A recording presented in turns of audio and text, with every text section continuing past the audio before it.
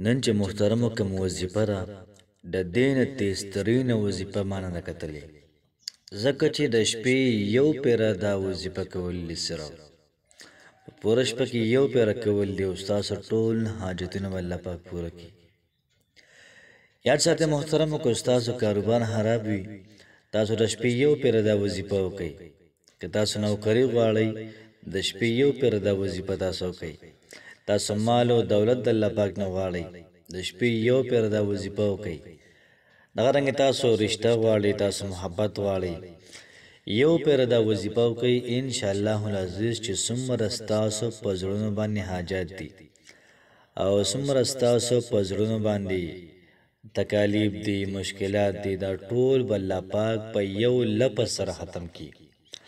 او دا زه نه یم پیغمبر صلی الله علیه و آله وسلم په حدیث کې محترم مشتری داسې. بسم الله الرحمن الرحیم. شروع کوم د ډیر زیات بهون کی او د ډیر زیات مهربان رب په نوم باندې. السلام علیکم ورحمت الله وبرکاته. زه ګواهی دې خبر ورکوم چې نبی کریم صلی الله علیه و آله وسلم د الله پاک بنده او رسول دی او د الله پاک نه علاوه د عبادت لایقه دا بل څوک نشته دی.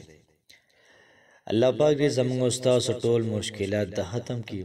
الله پاک دې زموږ استاد په کورونو کې امن او سکون راولي.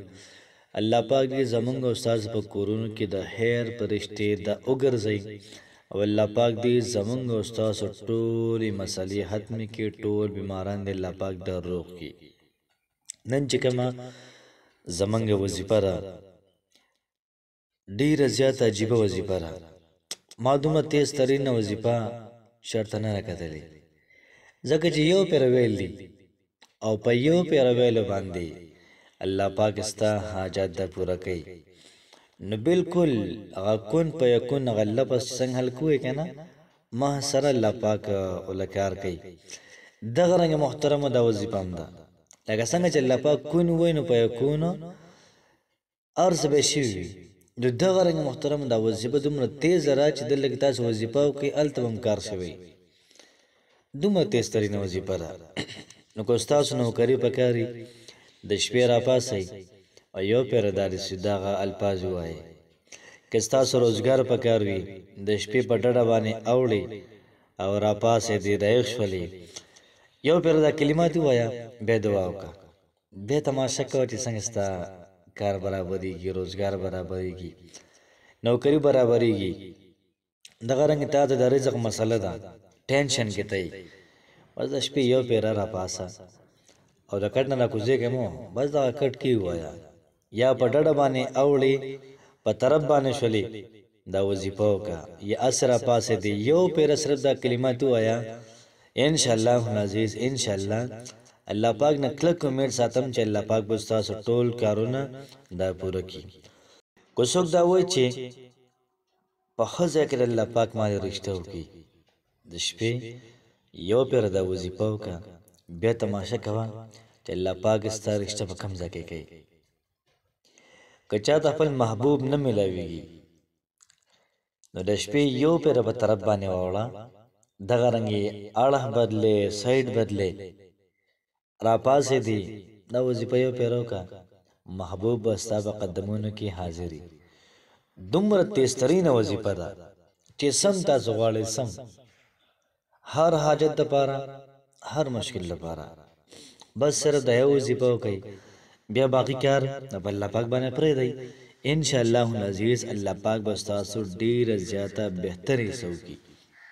کوشش وکړئ چې ویډیو د ثواب په نیت باندې مخکې ملګرو سره شیر کړئ چې هغوی د دې فوایدو نه خبر شي هغوی هم دا وظیفه وکړي. نو ترتیب به داسې وي کله تاسو اوده شئ او څه نو د کېږئ کوشش وکړئ په چارندام کې د اوده شئ. بیا چې کله تاسو د شپې را پاسئ چېرته په اړه باندې اوړئ یا را پاڅېدئ سترګې کولاو شولې بیدار شوئ تاسو دا کلمات صرف یو پرې ووایه لا اله الا الله وحده لا شريك له له الملك وله الحمد يحيي ويميت وهو حي لا يموت ابدا ابدا ذو الجلال والاكرام بيدك الخير انك على كل شيء قدير. سبحان الله والحمد لله ولا اله الا الله والله اکبر ولا حول ولا قوة الا بالله العلی العظیم.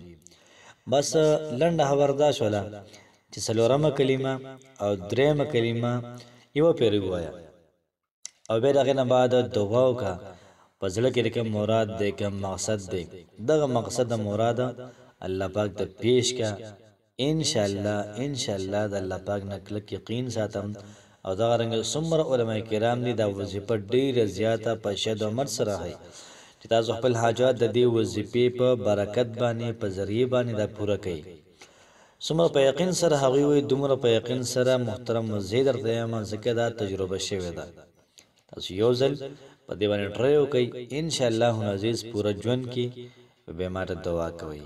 الله پاک هم خوشاله آباد ساته. السلام علیکم ورحمت الله وبرکاته.